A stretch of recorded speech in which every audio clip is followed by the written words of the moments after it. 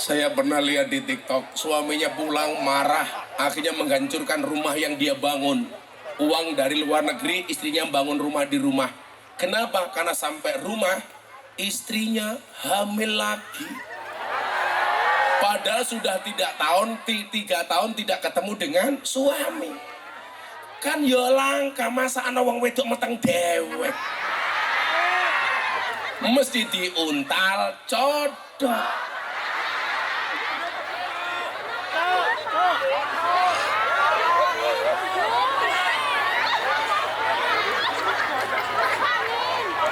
Malah amin matane, amin.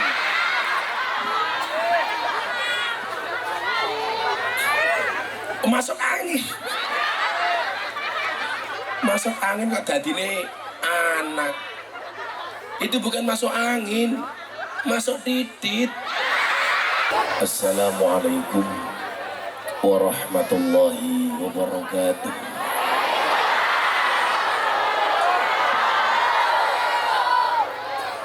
Alhamdulillahilladzi ja'alana Allahu wa iyyakum minal a'idina wal faizin. Walhamdulillahi rabbil alamin. Ja'alana Allahu wa iyyakum minal maqbulin. Allahumma salli wa sallim wa barik ala hadan nabiyil karim Sayyidina wa maulana Muhammadin Sayyidina wa maulana Muhammadin wa ala alihi wa ashabihil mujahidin tahirin. Rabbi israh li sadri wa yassir li amri wahlul 'uqdatam min lisani yafqahu qawli, amma ba'du. Hadratal muhtaramin, para masyayikh, para kiai, para habaib, alim ulama, tokoh agama, tokoh masyarakat, para sepuh bini sepuh yang saya muliakan, para pejabat yang berkenan hadir dalam semua tingkatannya yang saya hormati, segenap panitia pengajian dalam rangka halal bil halal. Minggiran dah semula ketok apa? Rantau Portugal, Persatuan Orang Tua Dugal, ngelam Gading Lampes Gading, Desa Pulau Gading, Kecamatan Bulakamba, Brebes. Bapak Ibu warga masyarakat Bulakamba rahimakumullah. Alhamdulillahirabbil alamin. Malam hari ini saya bisa sowan. Walaupun hari ini saya jatuh sakit, baru muncul suara sore hari ini karena tadi pagi saya baru landing dari Bengkulu. Jarak lokasi pengajian dari bandara lebih dari 4 jam dengan jalan yang hampir sama dengan masuk ke lokasi sini tadi. Serasa dihantam ombak tanpa air.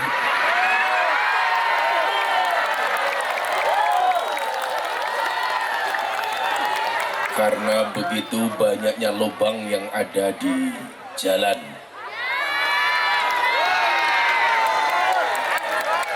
Itulah bedanya mobil baru dengan pengantin baru.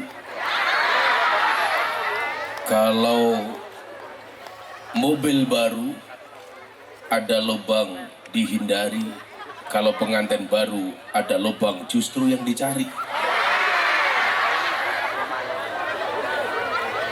Itulah bedanya Brebes dengan Jakarta. Kalau di Brebes banyak jalan berlubang, sementara kalau di Jakarta banyak lubang berjalan. Tapi kita syukuri Walaupun badan saya kurang sehat, tapi Allah masih pertemukan saya dengan anda semuanya warga masyarakat Bulu Kamba, Bula Kamba. Maka saya sampaikan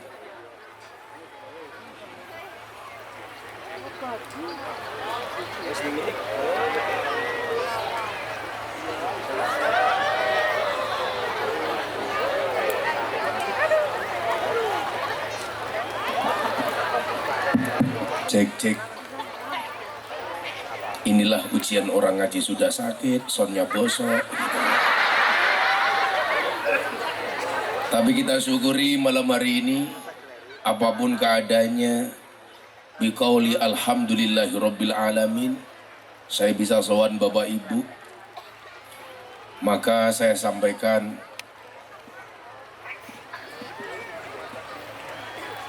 makan semangka, minumnya susu.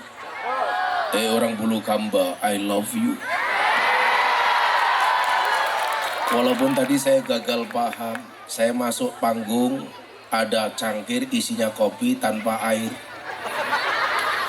Begitu panitianya datang, nuang air panas di dalam cangkir tanpa ada gelas untuk ngaduk. Kan kopi ini kempel goblok.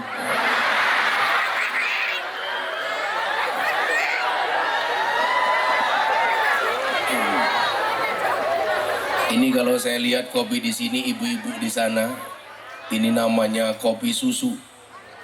Kopinya saya minum, susunya saya lihat. Gelasin dicok, sendoknya ini loh.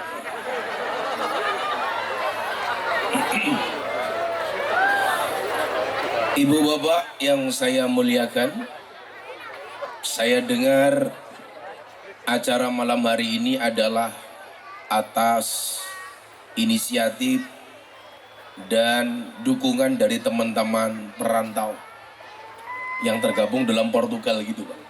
Apa itu kepanjangan Portugal? Oh memang kan Portugal sana. Ternyata orang sini anak buahnya Cristiano Ronaldo. Makanya pantas milih tempat lokasi pengajiannya di lapangan. Mudah-mudahan yang hadir malam hari ini tidak mencontoh profesi wasit sepak bola. Apa itu karakter wasit sepak bola Bapak Ibu? Selalu saja lari ke sana kemari mencari kesalahan orang lain. Karena banyak di antara kita selalu saja memandang orang lain dengan kacamata syariat dan memandang diri sendiri dengan kacamata hakikat. Padahal pesan dari Kiai Haji Hamim Jazuli alias Gusmi, beliau mengatakan, pandanglah orang lain dengan kacamata hakikat, sementara pandanglah diri sendiri dengan kacamata syariat. Kenapa harus memandang orang lain dengan kacamata hakikat? Supaya kita tidak gampang menyalahkan orang lain, supaya kita tidak mudah untuk memperolok orang lain, supaya kita tidak gampang meremehkan orang lain. Tapi sebaliknya, pandanglah diri sendiri dengan kacamata syariat, supaya kita bisa lebih hati-hati. Ketika memandang orang lain, berlaku prinsip sekurus-kurusnya ikan itu pasti ada dagingnya. Sementara segemuk-gemuknya ikan pasti ada durinya. Artinya apa? Kita tidak boleh mengukur nomor sepatu orang lain dengan menggunakan nomor kaki kita. Karena pasti berbeda. Jangan menuntut orang lain untuk berperilaku sama seperti apa yang kita lakukan. Kemudian yang kedua, jangan pernah menuntut semua orang pasti suka sama kita. Dalam banyak hal kita sering mengatakan demikian. Aku rapapa dimusuhi wong liya. Kenapa? Kanjeng Nabi saja dimusuhi. Jadi kalau saya dimusuhi, ya lumrah. Ini tentunya perbandingan yang tidak pas.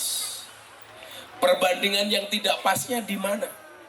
Kalau Kanjeng Nabi Muhammad dimusuhi, Kanjeng Nabi itu pasti benar, sementara yang memusuhi pasti salah.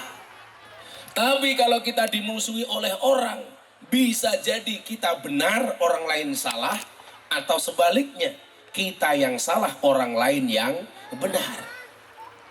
Cuman persoalannya adalah selalu saja kita menganggap diri kita lebih baik daripada orang lain. Sehingga apa? Sehingga kita memandang ikan yang kita pandang hanya durinya, tidak pernah kita lihat dagingnya. Itulah kenapa Allah memberikan dua mata kepada kita. Satu mata untuk melihat kebaikan orang lain, satu mata untuk melihat keburukan kita sendiri. Celakanya apa? Selalu saja kita melihat orang lain keburukannya, sementara melihat diri sendiri kebaikan-kebaikannya. Sama halnya ketika saya ditanya, Gus, apa bedanya orang tinggal di desa sama tinggal di kota? Perbedaannya satu. Orang tinggal di kota harus tebal dompetnya, sementara orang tinggal di desa harus tebal telinganya. Karena sedikit-sedikit dirasani tetangganya. Betul, Bu? Kebetulan malam hari ini orangnya juga hadir. Ciri-cirinya duduk di depan, tungkai diselonjorke.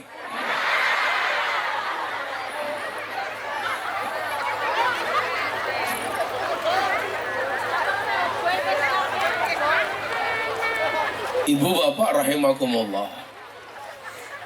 Jangan pernah membanding-bandingkan hidup kita dengan orang lain. Jangan berharap orang lain itu semuanya suka dengan kita.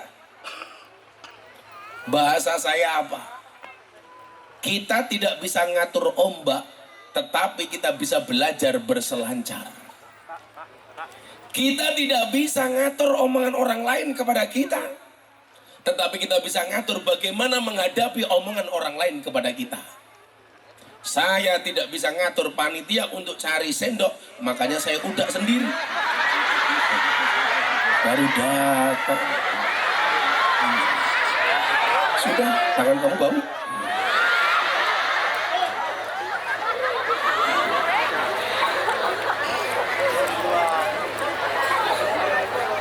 Apa bedanya kopi diaduk sama tidak diaduk? Itulah bedanya membaca tahlil la ilaha illallah, menggoyangkan kepala dengan tidak menggoyangkan kepala. Pasti lebih nikmat yang menggoyangkan kepala. Jadi kalau membaca tahlil tidak pakai goyang kepala, itu seperti minum kopi tanpa diaduk, tanpa digoyang. Ibu-ibu kalau ketemu suaminya lebih suka suaminya diam atau digoyang? Itulah perbandingannya. Masa ketemu bojo berminggat dari Portugal, ketemu istri cuma domblong tok. Makanya harus digoyang. Kita tidak bisa ngatur ombak, tetapi kita bisa belajar berselancar. Kita tidak bisa menghadapi, kita tidak bisa ngatur omongan orang lain kepada kita. Tapi kita bisa ngatur bagaimana cara menghadapi omongan orang lain kepada kita. Maka seharusnya apa? Fokuslah kepada dirimu sendiri, jangan fokus kepada orang lain. Lawai dewe niki nyuwun sewu diajari kalau makan itu mbok ya lihat piringnya sendiri. Jangan lihat piringnya orang lain. Lah wis diwenehi snack, yo ndelok snacke dewek. Ora sang lirik snacke kancane. Isine pada. Apa sih kalau orang sini pengajian lihat isinya apa-apa? Saya penasaran. Mari kita unboxing. Isi snack untuk tamu VIP. Kalau di sana pasti nggak kebagian. Kelihatan kan panitianya miskin. Kan kita lihat apa isinya. Kalau di sini namanya roti apa ini? Gemblong. Gemblong. Desa temen brownies gelobok. Gemblong. Regane pira? Paling 500. Berapa Bu? Saya Bu? 2000. Itulah perempuan, kebanyakan batik. 1000. Ini pisang goreng tanpa tepung 500. 1500. Ini di sini namanya apa Pak? Apem, bukan tahu ini Pak. Apem, matane, bukan tahu. Apem 1000, 2500. Ini apa ya? Roti 1000, 3500. Snacknya 3500. Pengajian ada kotak infak, kasih infak 1000, masih untung 2500. Yang di sana kebagian kan? Kan minim anggaran. Kita nggak usah lihat piringnya orang lain. Jadi konsep bahagia itu sederhana. Jangan pernah membanding-bandingkan kehidupan kita dengan orang lain. Ibu melihat saya, pasti hidupnya enak. Saya melihat ibu, bapak, pasti lebih enak dibandingkan saya. Tolok ukurnya ini beda Bu. Standar hidup saya dengan standar hidupnya jenengan itu pasti beda. Saya jadi Anda mungkin gak kuat, Anda jadi saya mungkin juga gak kuat. Saya itu Bu sebulan mungkin di rumah cuma 3-4 hari, keliling Indonesia terus. Di rumah penuh orang, penuh tamu. Tapi kan orang melihatnya tidak. Oh Gus Miftah enak ngaji, kancane selebritis, kancane artis, diundang presiden, diundang pejabat. Mungkin kalau Anda melihat saya ceramah di depan presiden, taunya Gus Miftah ceramahnya asik, tidak melihat behind skin, bagaimana saya mempersiapkan ceramah di hadapan presiden. Kalau ceramah di sini enak Bu, paling yang ngatur saya cuman ketua panitia, itu pun matur, Gus besok begini.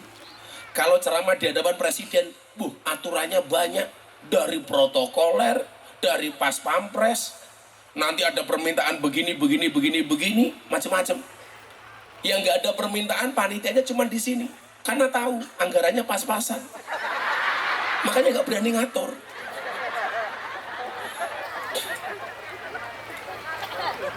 Orang lihatnya ceramah, tapi dibalik itu Pak, saya harus ketemu dengan dan pas pampresnya, saya harus ketemu dengan protokolernya. Nanti kalau ceramah di hadapan presiden nggak boleh begini, nggak boleh begini. Dulu Bu, Pak, awal saya diundang sama presiden, aturannya sangat ketat. Sampai satu ketika saya agak marah.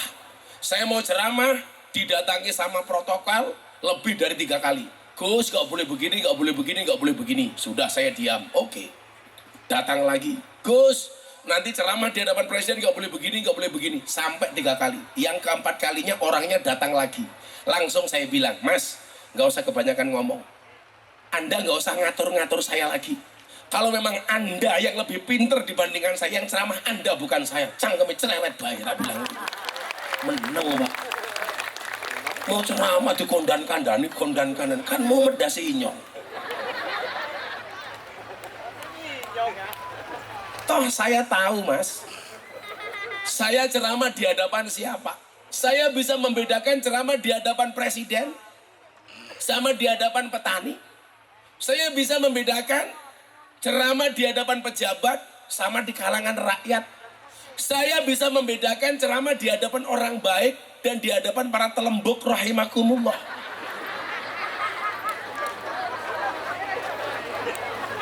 Bisa jadi dalilnya sama, tetapi cara menyampaikannya berbeda. Itulah yang dimaksud dengan khatibun nas bi qadri ukulihim. Berbicaralah dengan manusia sesuai dengan kemampuan akalnya. Jangankan dengan manusia sebanyak ini Bu, kita itu punya anak 5, cara berbicaranya pun dengan 5 anak berbeda-beda. Anak pertama dengan anak kelima umpamanya beda. Makanya kenapa saya nggak mau menikah lebih dari satu saja repot, apalagi 4. Betul Bu? Sekarang lagi tren di Instagram, jodohmu adalah orang ketiga di kertasmu. Goblok temen. Sejak kapan jodoh pakai pesawat kertas? Bu, kalau rumah tangga itu ada masalah lumrah Bu. Tapi saya nggak mau menambah masalah dengan banyak istri. Istri saja banyak masalah, apalagi 4. Satu-satunya rumah tangga yang tidak ada masalah, itu hanya rumah tangganya Nabi Adam dan Siti Hawa. Kenapa?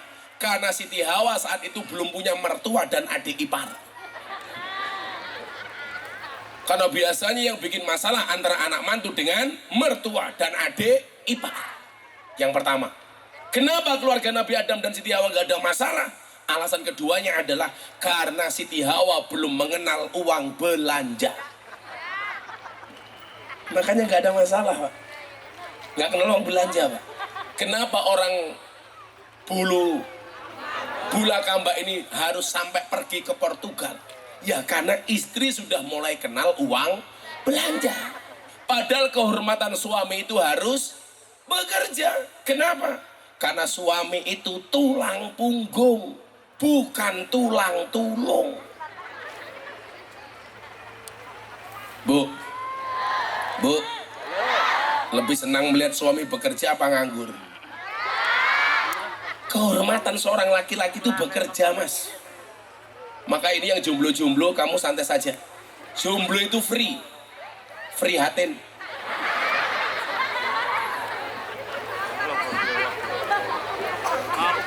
Persiapkan jomblomu untuk menyongsong masa depanmu dengan istrimu.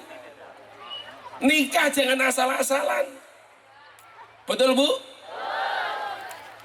Saya sepakat seseorang itu dinikahi fatfar bidatidin. Nikahlah dengan faktor agama yang paling utama. Tapi kalau cuma modal agama, nggak punya pekerjaan, pasti akan timbul masalah. Betul Bu? Cowok harus paham nih, nggak ada istilah cewek matre, yang ada cowok kere. Makanya dengan segala hormat, saya angkat tangan untuk kawan-kawan kita yang berangkat ke Portugal. Cari nafkah, suami mencarikan nafkah, istri sampai ke Portugal. Anda tahu, itu adalah perjuangan yang luar biasa. Kalau sampai mereka meninggal di Portugal, niatnya nafkah untuk anak istri di rumah, itu jihad. Fisabilillah. Makanya akan saya sampaikan nanti 5 cara supaya pekerjaanmu menjadi berkah. Sehingga kamu jauh-jauh ke Portugal, rezeki yang kamu dapatkan rezeki yang barokah. Amin. Termasuk keberkahan yang Anda dapatkan adalah orang perantau di Portugal mampu memberikan kebahagiaan malam hari ini dengan pengajian malam hari ini. Tepuk tangan untuk teman-teman kita di Portugal. Coba, mereka itu pejuang Pak. Perantau mereka pulang ke rumah berapa tahun sekali Pak? Ada yang 3 sampai 5 tahun. Hei istri, jaga kehormatan suamimu. Sing lanang ado-ado ning omah bojone, ya Allah.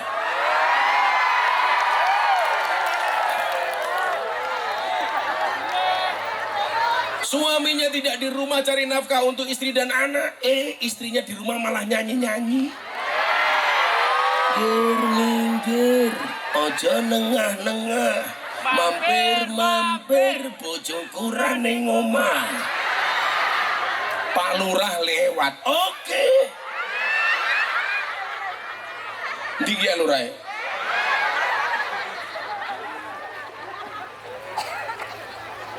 Coba. Mungkin para suamimu yang hari ini berangkat, kalau disuruh milih, dia pilih di rumah Bu. Tapi mereka tahu, mereka harus banting tulang peras keringat untuk memberikan nafkah kepadamu dan anakmu. Kenapa? Saya selalu mengatakan, kenapa keringat itu asin? Karena dalam perjuangan gak ada yang manis. Pahit, ninggal ke anak istri. Neng omah bojone mana senam.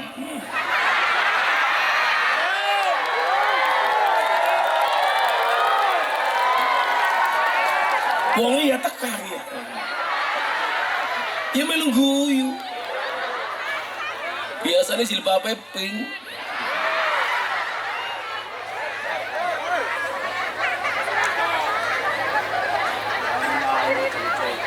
Kasihan suaminya, Bu.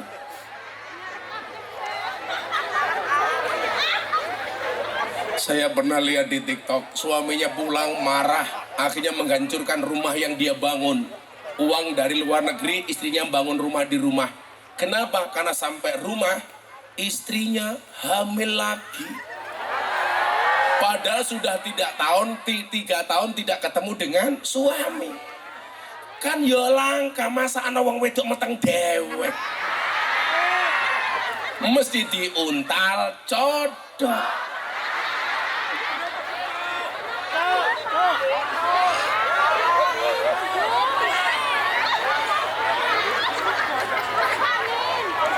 Malah amin matane, amin.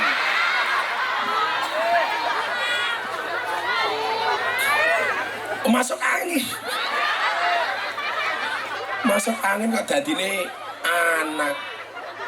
Itu bukan masuk angin, masuk titit.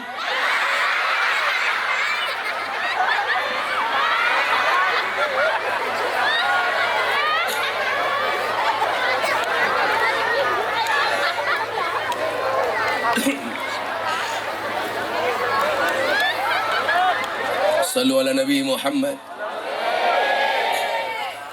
Ini untuk sahabat-sahabat saya yang ada di Portugal, yang hari ini mungkin akan berangkat atau sudah di sana.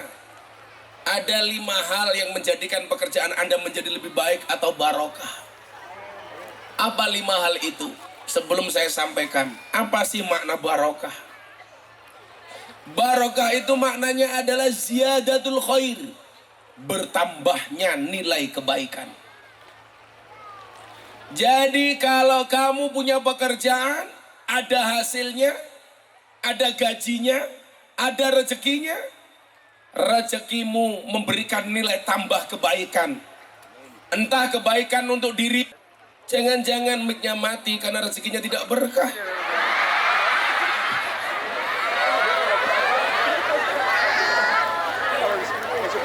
Sallu ala Nabi Muhammad. Ziyadatul khair, yang pertama ziyadah kebaikannya, bertambah nilai kebaikannya.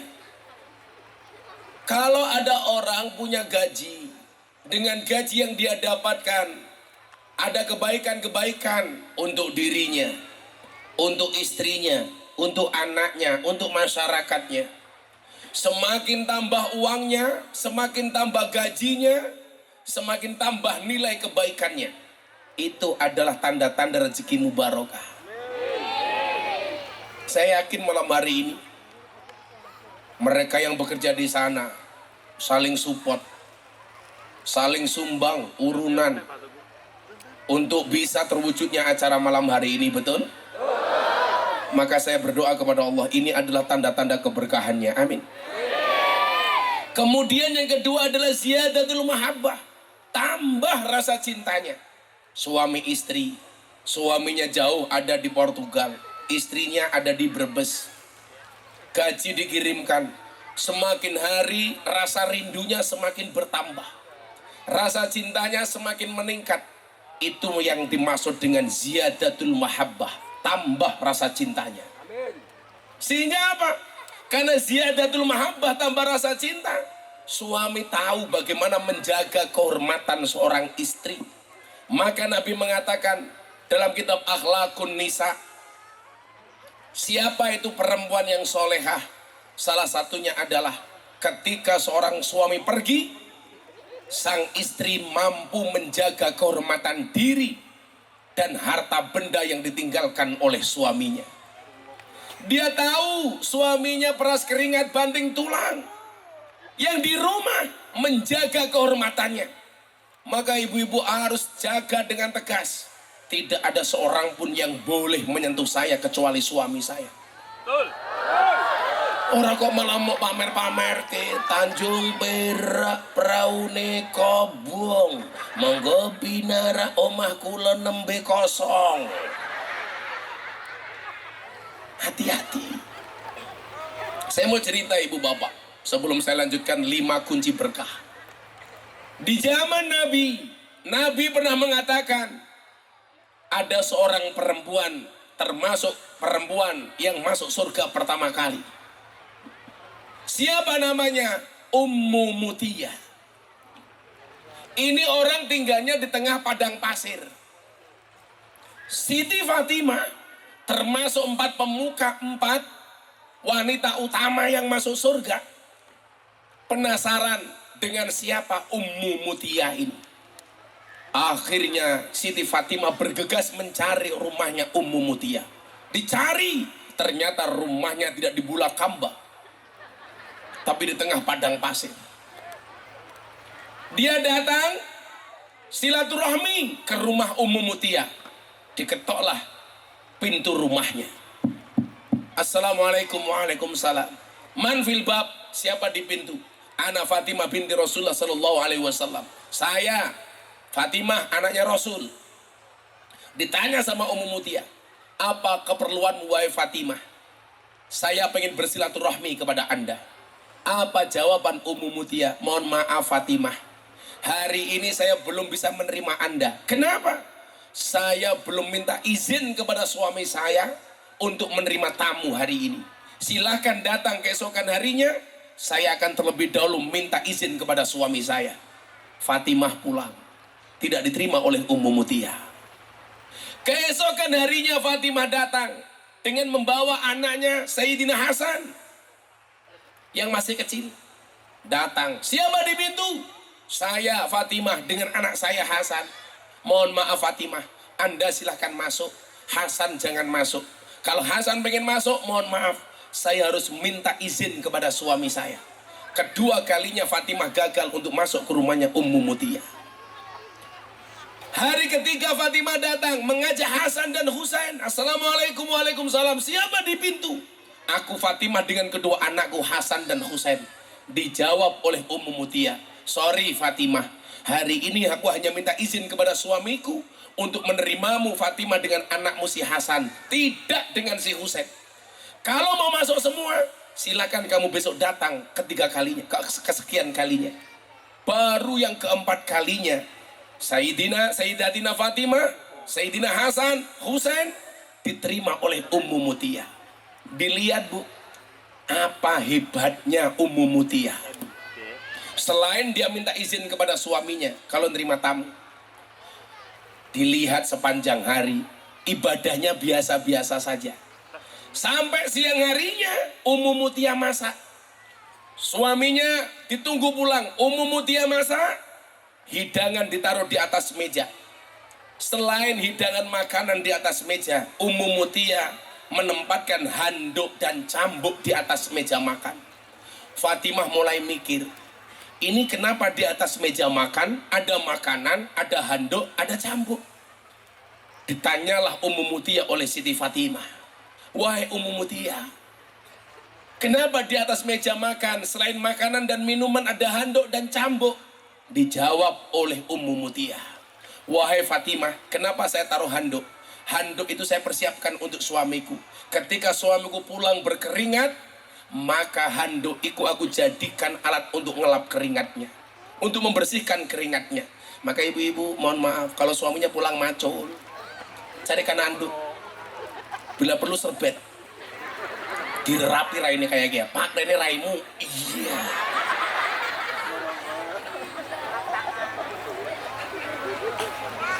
Handuk.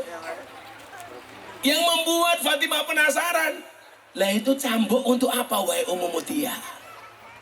Apa jawaban Ummu Mutiyah? Fatimah, ketahuilah, bila suamiku tidak suka, tidak ridho dengan makanan yang aku hidangkan kepada suamiku, aku rela suamiku mencambuk punggungku dengan cambuk itu. Kalau suamiku tidak mau, tidak berkenan dengan hidangan yang aku suguhkan kepadanya, aku ikhlas Fatimah, suamiku mencambuk punggungku dengan cambuk itu. Fatimah geleng-geleng kepala. Pantes Ummu Mutiyah masuk surga pertama kali. Ada ibu Bulakamba yang seperti itu? Jangankan dicambuk, baru suaminya bilang, Bu, sayurnya kok kasinan cangkem. Ora ngerti wong wadon kesel ya. Garing badok bae protes. Betul Pak? Bahasanya badok ya. Garing nguntal bae kakean cocok.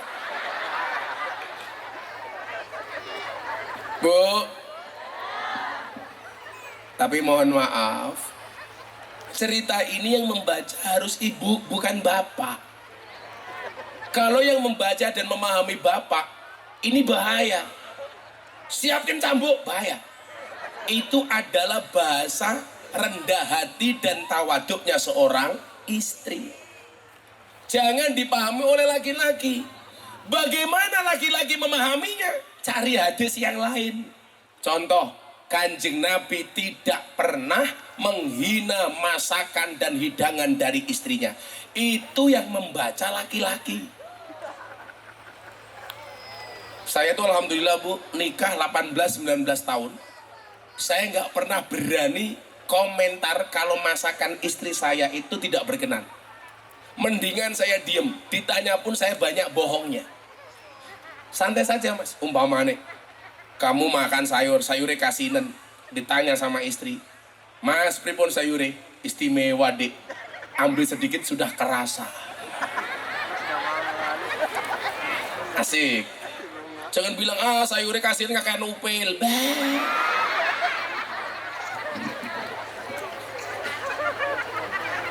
Bapak makan nasi sukanya nasi yang perong. Ibu apa perong apa perak? Kan jangan minum Jogja ya beda ya. Kalau Jogja perong, Brebes perak. Jogja boto, Brebes batah. Jogja sego, Brebes sega. Tapi di Brebes nggak ada kantal, nggak ada.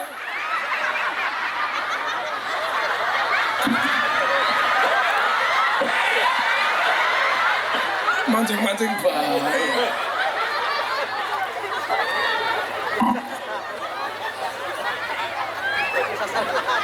Di Jogja konco, di Brebes kanca.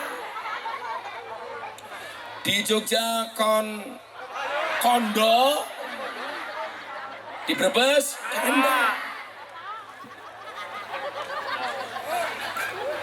Wes. Terus ke bye. Di Jogja loro, di Brebes lara.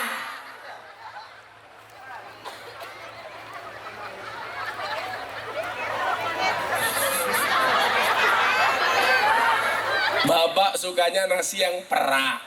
Oke, perak. Perok. Ibu masaknya terlalu halus, lembut kayak bubur. Istrinya tanya, "Pah gimana nasinya?" "Istimewa Bu. Urung tak mama wis kolu." Bisa marah-marah. Jangan suaminya minta sambel, istrinya nyambel terasi. Ditanya sama istrinya, "Pripun Mbak, sambelnya Pak?" "Pedes Bu." "Ning lu pedes cangkemmu." Jangan.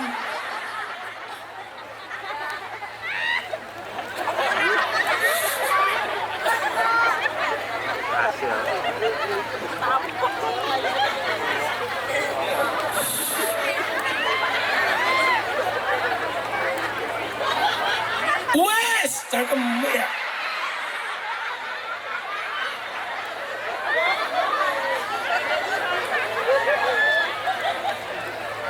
Itulah kenapa keluarga pasangan suami istri disebut dengan istilah rumah tangga. Ada rumah gak ada tangganya, ada juga tangga gak ada rumahnya.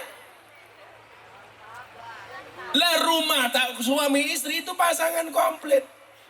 Rumah tangga. Tangga itu kan berlevel-level Bu. Apa Pak? Ondo, Anda. Masa ya rumah Anda? Oh tangga bahasa Jawanya ondo, Anda. Saya tahu kenapa Simbah ngomong seperti itu. Pasti suka masuk rumahnya orang lain ya. Oh tukang, lah iya tukang. Anak wong Bulakamba pulang dari Brebes, pulang dari Portugal. Bojone meteng kelon. Meteng. Bukan, ini meteng beneran. Begitu pulang meteng, istrinya bilang, "Pah, nanti kalau saya hamil, papa di Portugal, bagaimana? Siapa yang bertanggung jawab? Serahkan kepada yang di atas." Yang di atas tukang.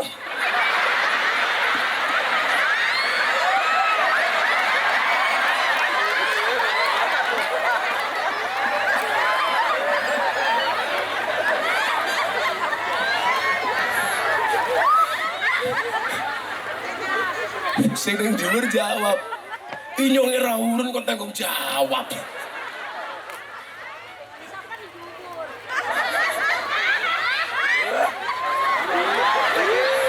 Kecangkeme siapa ya?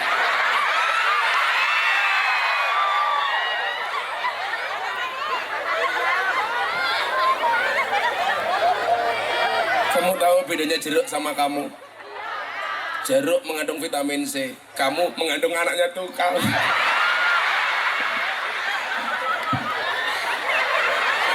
Angel temen. Atau kang satunya.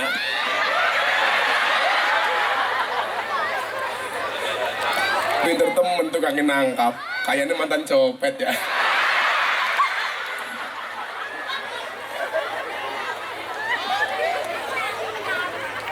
Sallu ala Nabi Muhammad. Nah, maka kalau tangga kita ini berlevel-level, lah ujian rumah tangga itu macam-macam, Pak. Ada yang diuji dengan ekonominya.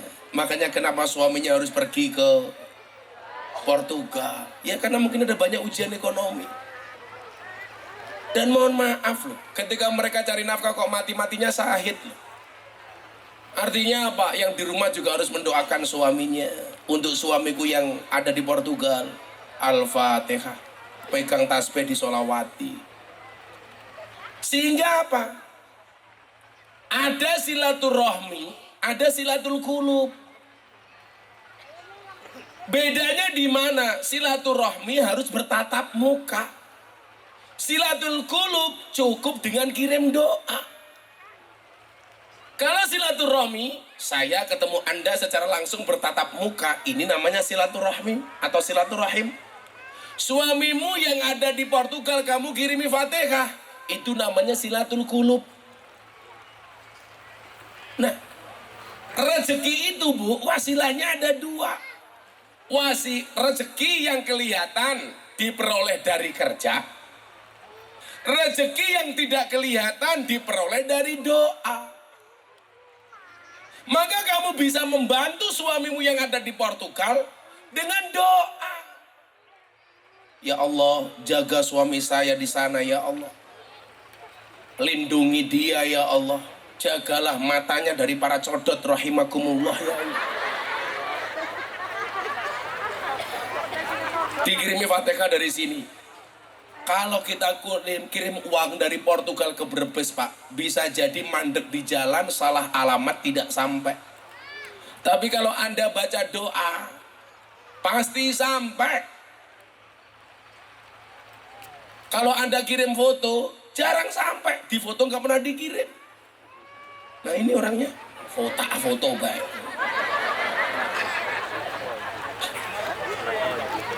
Maka disebutkan kullul asya tarhalu wala ta'udu.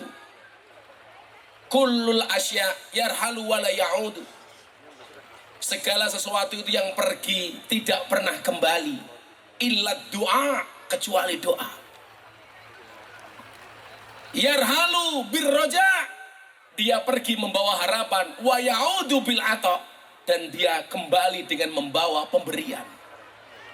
Sama halnya suamimu, iringi langkahnya dengan doa. Suamimu pergi dengan harapan, dia kembali dengan pemberian. Jos. Kamu berharap, suamimu di sana baik-baik saja, pulang dengan membawa pemberian. Harapannya apa? Harapannya rumah tanggamu naik level. Maka supaya bisa seperti itu, ada 5 langkah yang bisa kita lakukan supaya rezeki kita barokah. Amin. Yang pertama, ini dawuhnya Syekhina wa murabbi ruhina Mbah Maimun Zubair. Kalau pengen rezekimu berkah, lakukan 5 ini. Mbah Maimun itu wali.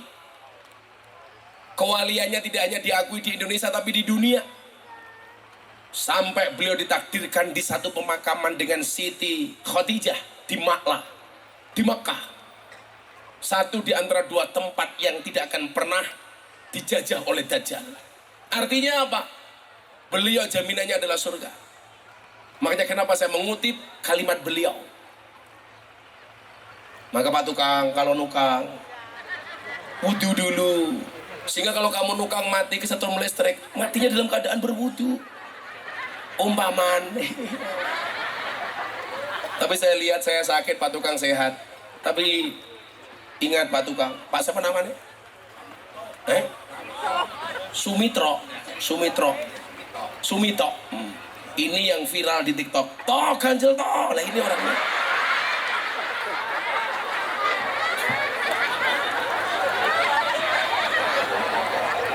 Kan tukang ya. Toh ganjel toh.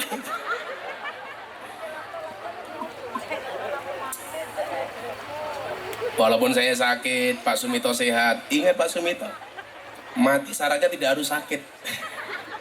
Jadi walaupun yang sakit saya, yang mati bisa Pak Mito duluan. Pengantin baru. Pengantin baru. Apa? Wis 3 bulan. Lah umurnya pira kok rabi meneh? Apa masih bisa ngaceng ya?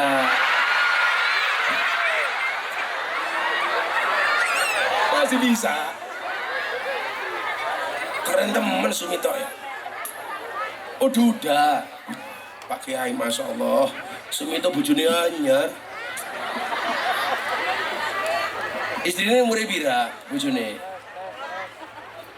51, Pak Mito berapa? 65. Pak Mito 65, istrinya 51. Kalau Pak Mito tanya sama saya bagaimana supaya jos gampang. Pak Mito cari kuku bima, istrinya cari sari rapet.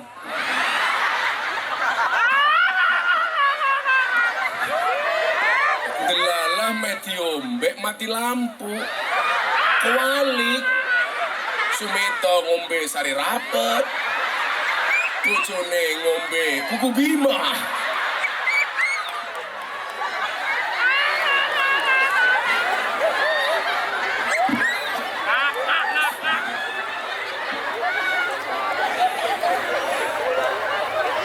Begitu meh kelon kewalik. Bojone menengkelek, Mito nyekeling silet ini ora bisa.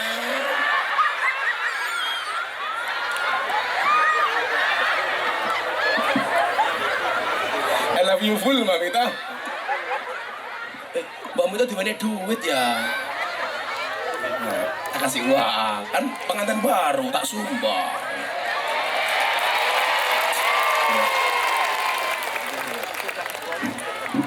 Tak sumbang Mbak Mito.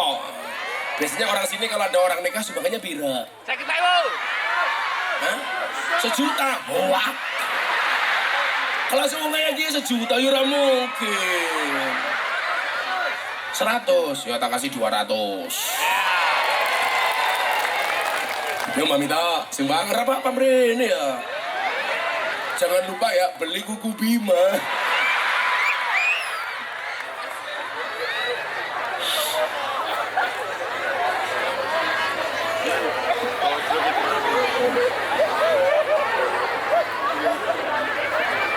Ada salah ngombe, sing wadon kuku bima, sing lanang sari rapet.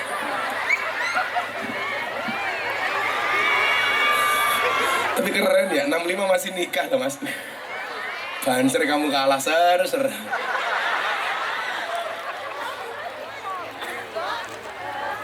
Sallu ala Nabi Muhammad. Yang pertama kata Mbak Maimun, supaya rezeki kita berkah, sampaikan kepada suamimu yang mungkin hari ini di Portugal, kamu WA. Ini pesannya Mbak Maimun melalui yang disampaikan Gus Miftah, supaya bapak rezekinya di Portugal berkah. Apa dek? Yang pertama, jangan mengakhirkan atau menelantarkan atau mengurangi kewajiban, baik sholat, zakat, dan lain-lain, karena lebih mementingkan pekerjaan. Hati-hati.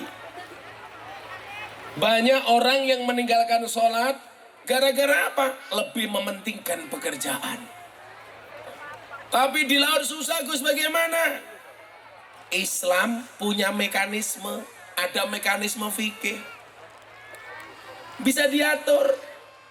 Gak ada alasan bagi kita untuk meninggalkan sholat.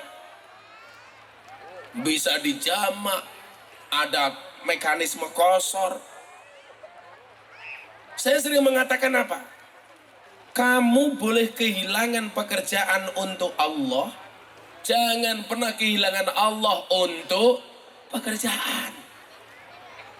Kamu boleh kehilangan uang untuk Allah, tapi jangan pernah sekali-kali kehilangan Allah gara-gara uang. Mito, tukang duur, sholat. Lagi dandan, genteng rungu adan. Allahu Akbar, Allahu Akbar. Mito jawab adan maning.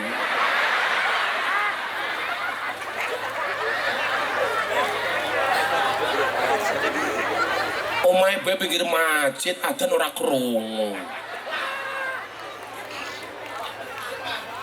Sholat, sholat.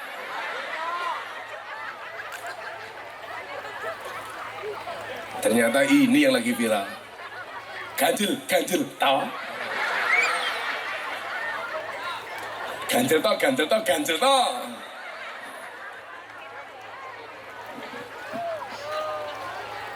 Ibu bapak rahimakumullah. Saya dulu pernah punya prinsip begini. Sahabat-sahabat saya yang masih muda. Saya punya prinsip, kalau rezeki itu mau datang, caranya adalah bersihkanlah wadahmu. Makanya Gus Miftah punya quote. Apa quote-nya? Pantaskanlah amalmu di hadapan Allah, maka Allah akan memantaskan hidupmu. Ibu, ibarat cangkir. Kalau pengen kopi masuk, air putih masuk, atau bahkan teh masuk, kopi susu masuk, cara yang harus dilakukan pertama kali adalah dengan membersihkan cangkirnya. Kalau cangkirnya sudah bersih, ada kopi dia bisa masuk, ada teh dia bisa masuk, kopi susu dia bisa masuk. Tapi kalau toh di sini ada kopi, ada susu, cangkirmu gak siap, kotor, pasti gak akan masuk. Kalau dipaksakan masuk, gak akan ada faedah dan manfaatnya. Maka caranya bagaimana? Supaya rezeki itu datang, wadahnya diresiki. Bagaimana cara membersihkannya? Satu, dengan melaksanakan ibadah, perintah dan meninggalkan larangan. Sholatnya dilakoni. Hafidhu ala sholati wa sholawatil wusta. Sholatnya dandani. Kirim uang dari luar negeri, langsung dipotong haknya kepada mereka yang berhak untuk menerima. Kenapa?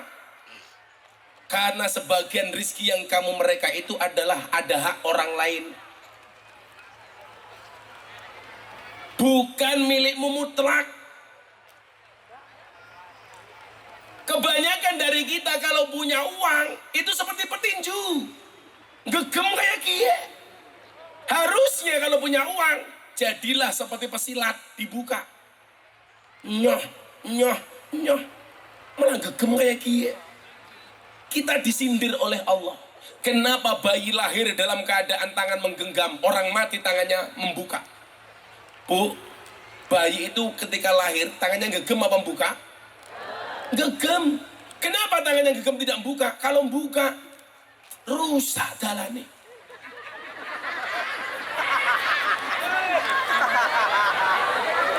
Cakar ya.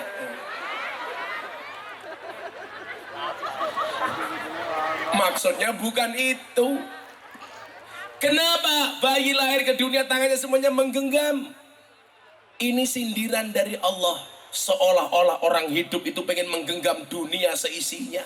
Semuanya pengen digenggam. Rumah digenggam, mobil digenggam, sertifikat digenggam, uang digenggam. Istrinya tetangga.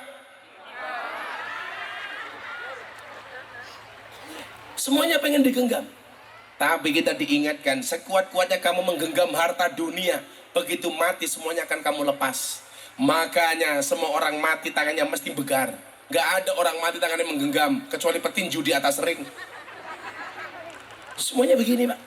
Cul, cul, cul. Maka sebelum dilepaskan secara paksa, lepaskanlah secara sukarela. Caranya bagaimana? Kita titip. Ada panitia pengajian, titip panitia. Ada masjid, titip masjid. Ada panti asuhan, titip panti asuhan. Kok nitip Gus? Iya. Kapan kita ngambil? Besok di akhirat. Harta yang kita berikan itu hanya kita titipkan. Allah nitip kepada kita, kita nitip kepada orang lain. Kapan besok kita ambil?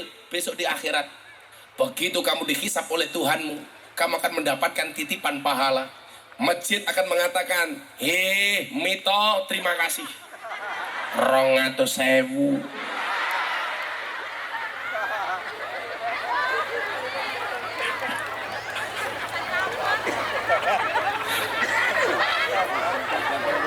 Besok ketika kita dihisap, dari mana harta kamu dapatkan dan untuk apa harta kamu gunakan? Begitu dihisap, yang kamu titipi di dunia semuanya akan berteriak di hadapan Allah menjadi saksi. Allah, Pak Lurah menitipkan hartanya kepada saya panti asuhan. Pak Lurah dapat pahalanya. Saya bisa juga sama. Miftah, dari mana uang kamu dapatkan? Dan untuk apa uang kamu gunakan? Saya bilang uang saya gunakan untuk nyumbang pernikahan Mbah Mito ya Allah.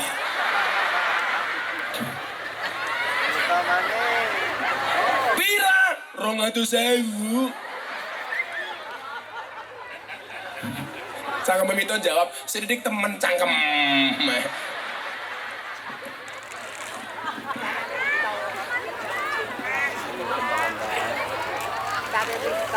Pak Mito bisik-bisik sama teman sebelahnya. Apa temen nyong ya? Yura apa suruh ngatur saya apa sih keprimen? Rezeki atau ya? Maka kita doakan Mbah Mito panjang umur. Orang sedunia mati, Mbah Mito hidup sendiri. Pulang istrinya Mbah Mito langsung hamil, kembar 5.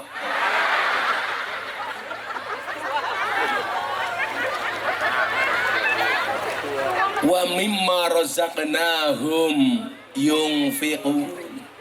Saya titip ke panitia pengajian, besok di sana kemudian Allah bertanya, uangmu untuk apa? Saya nitip panitia pengajian, orang-orang yang hadir pengajian akan menjadi saksi. Benar gak? Benar Tuhan. Dia menitipkan uangnya untuk panitia pengajian. Allah nitip ke kita, kita nitip ke orang lain, akan kita ambil pahalanya besok titipan di akhirat. Amin Allahumma. Amin. Maka malam ini panitia dan siapapun yang terlibat berapapun sumbangsih Anda yang kamu berikan kepada panitia pengajian malam hari ini, semuanya akan menjadi saksi di akhirat. Amin Allahumma amin. Dan insya Allah saksi yang meringankan. Termasuk besok saksi meringankan saya adalah Mbah Mito. Karena saya besok di akhirat ditanya, Mito, Miftah, uangmu untuk apa? Langsung saya jawab, kamu nanya. Nanya saja Mbah Mito. Mito, I love you full.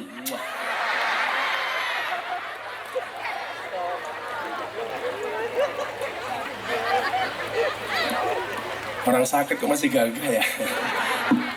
Kalau nggak enak, dah saya itu musing Pak. Saya lihat Pak Lurah itu wajahnya kelihatan 2. Iya beneran. Atau mungkin karena Pak Lurah bermuka 2 gitu. Bener Pak, karena saya pusing Pak Lurah. Nggak enak. Yaudah yuk, selawatan dulu yuk. Apa? Apa Mbah? Oh, bujuni Mbah Mito sing kiye, sing tua kiye. Oh, bukan. Oh mau kotak infak? Oh ya siap-siap panitia di sana. Ibu, bapak, bawa uang, bawa uang. Kalau dompetmu ada 100.000 sama 1.000, ada kotak infak lewat. Yang kamu masukkan 100.000 apa 1.000?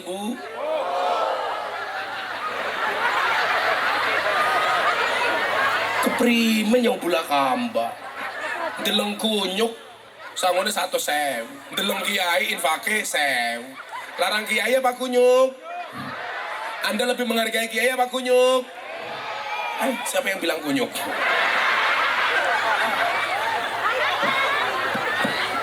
Ya panitia siap-siap deh.